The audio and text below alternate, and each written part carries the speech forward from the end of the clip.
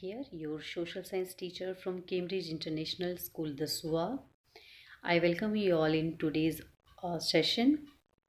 Dear children, I hope you all are happy, healthy, safe at your home, and all of you are enjoying your online as well as offline learning.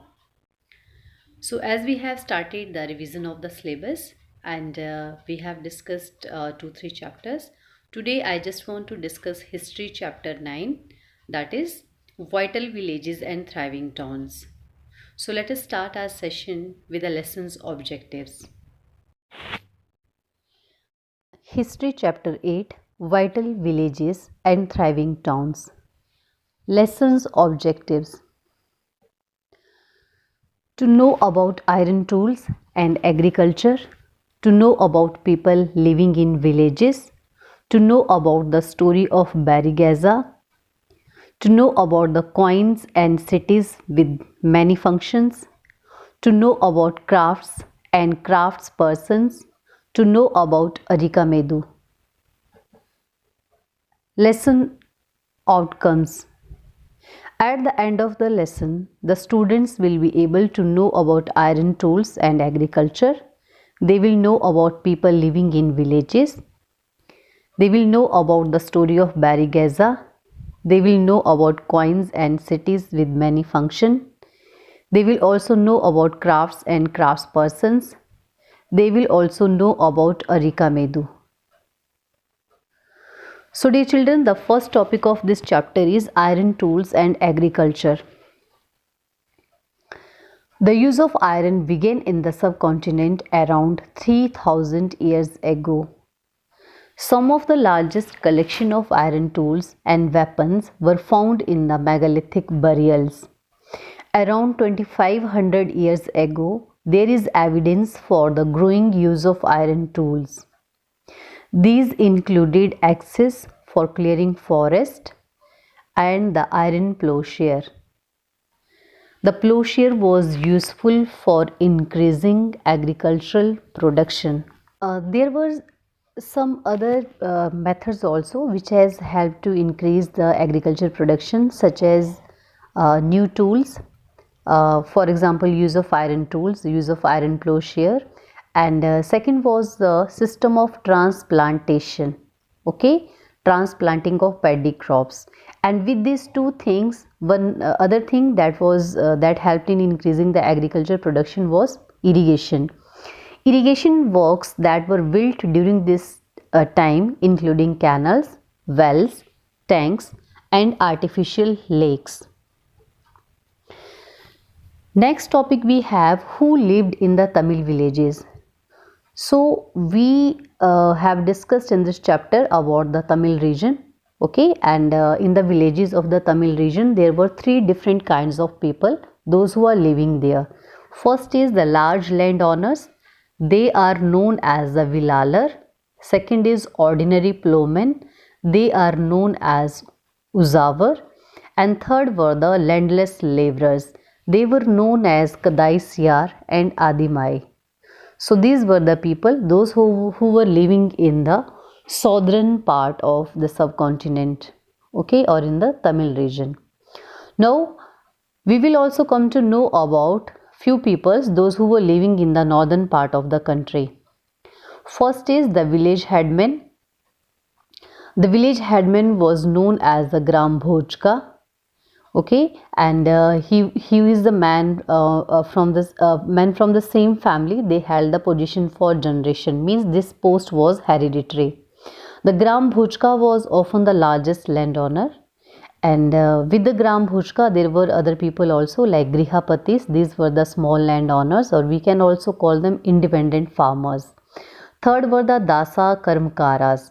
Dasa Karmkaras were the people who did not own any land. Next topic is the earliest Tamil compositions. Some of the earliest works in Tamil, known as Sangam literature, were composed around 2300 years ago.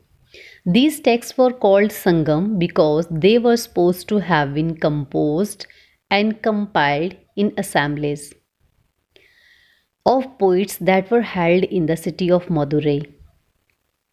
The Tamil terms mentioned above are found in Sangam literature.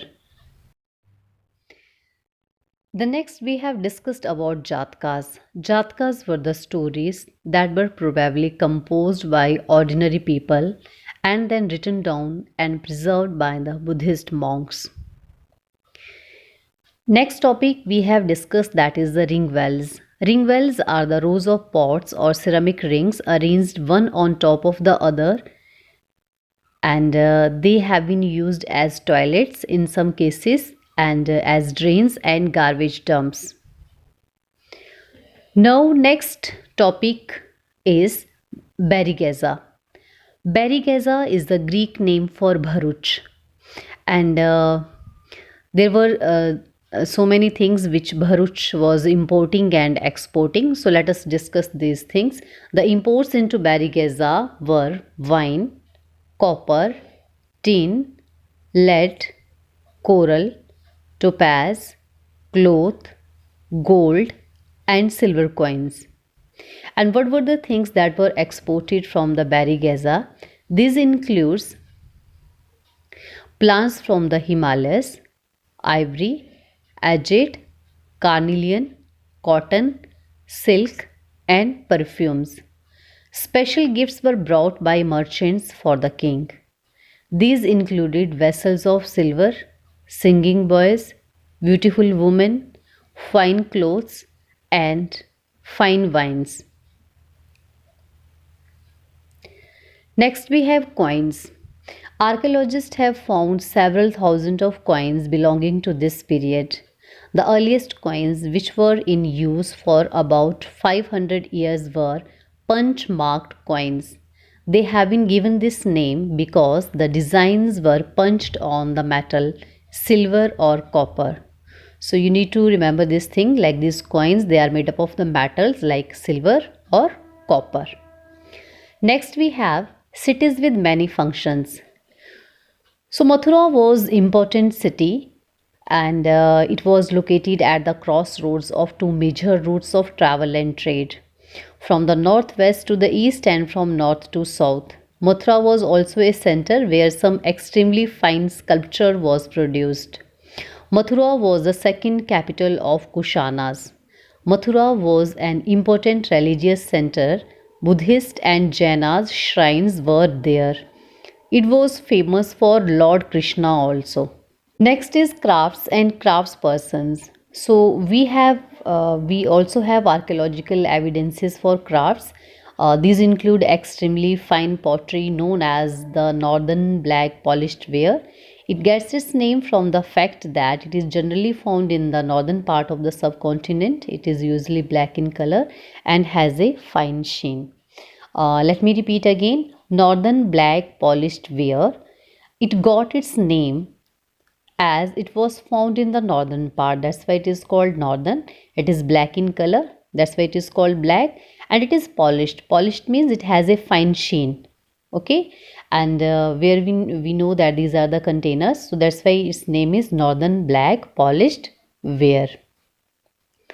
Next is the manufacture of cloth, that was also important. There were famous centers such as Varanasi in the north and Madurai in the south. Okay, both man and woman worked in these centers, and many craft persons and the merchants now formed associations which are known as Shrenis. So we are going to discuss about Shrenis in detail. Shrenis, these are the group of merchants and the craft persons, and they were performing several functions. So what were those functions? The Shrenis of craft persons provided training, procured raw material, and distributed the finished product. Then Shrenis of merchants organized the trade. Shrenis also served as banks where rich men and women deposited money. This was invested, and part of interest was returned or used to support religious institutions such as monasteries. So that's all about Shrenis. Now the last topic of this chapter is Arika Medu. Arikamedu, it is in Puducherry, and it was a coastal settlement where ships unloaded goods from the distant land. And the archaeologists have found so many things there, and these include a massive brick structure which may have been a warehouse. It was found at the site. And the other find includes like pottery from the Mediterranean region, such as amphorae. Okay, amphorae are the tall double-handled jars that contained liquids such as wine or oil. Next, we have stamped red glazed pottery. This is known as Aretine ware, okay, which was named after a city in Italy. Okay, Aretine ware. Aretine is the name of a city in Italy, and this type of pottery it is prepared there. Hence, it is known as Aretine ware. And what is Aretine ware? Aretine ware is a stamped red glazed pottery. Okay. Next, we have found the Roman lamps, glassware, and gems, and semi-precious stones. These are also found there. So, dear children, that's all about this chapter. Now, let us discuss some important dates. Beginning of the use of iron in the subcontinent, that is about 3000 years ago. Increase in the use of iron cities punch marked coins, that is about 2500 years ago. Beginning of the composition of Sangam literature, that is about 2300 years ago. Next is settlement in Arikamedu. It was there between 2200 and 1900 years ago. So, dear children, you can just watch this video again and do the reading of the chapter. Try to do revise all those worksheets and a back exercise of this chapter. Still, you people have any doubt, then you can discuss with us. Thank you, everyone. God bless you all.